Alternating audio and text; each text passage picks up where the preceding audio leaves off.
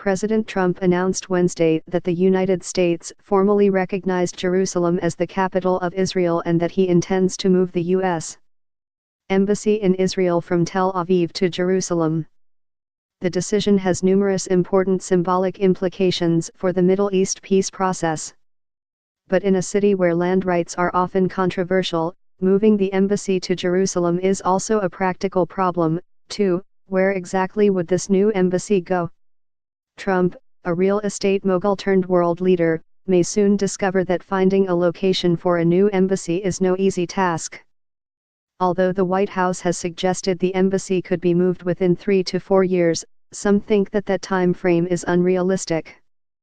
That's a very optimistic estimate, said Daniel Shapiro, who served as the U.S. ambassador to Israel under President Barack Obama.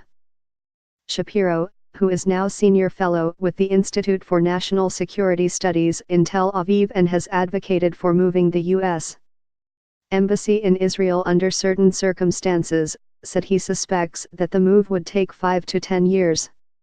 In theory, there is land in Jerusalem set aside for a new U.S. embassy on President Ronald Reagan's last day in office in 1989, then U.S. Ambassador to Israel William Brown signed a contract for a patch of land in West Jerusalem for $1 a year on a 99-year lease. This space was later zoned for diplomatic purposes by the Israeli government with the intention of building a U.S. embassy there.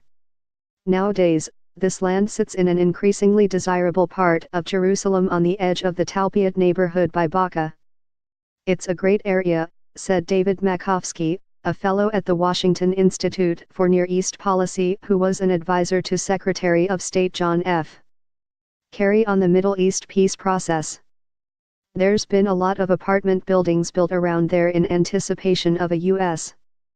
embassy. The earmarked land still sits uninhabited and forlorn. A reporter from the Times of Israel described seeing pieces of an old shoe, broken Heineken bottles, the rusty inner springs of an old mattress that somebody forgot here years ago, when he visited last year.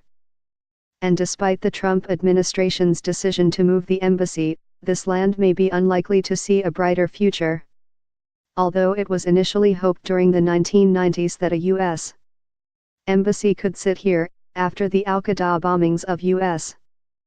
embassies in Tanzania and Kenya in 1998, new safety standards were put in place that required embassies to be set back 100 feet from any adjacent roads due to the risk of car bombs and other attacks. With the new rules, that land is not big enough, Shapiro said. For context, the space in Talpiot is 7 to 14 acres, according to different sources, while the new U.S. embassy in Lebanon sits on 43 acres.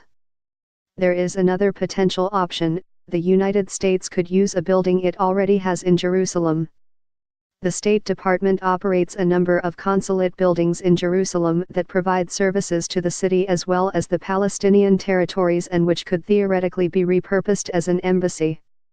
The oldest is the U.S.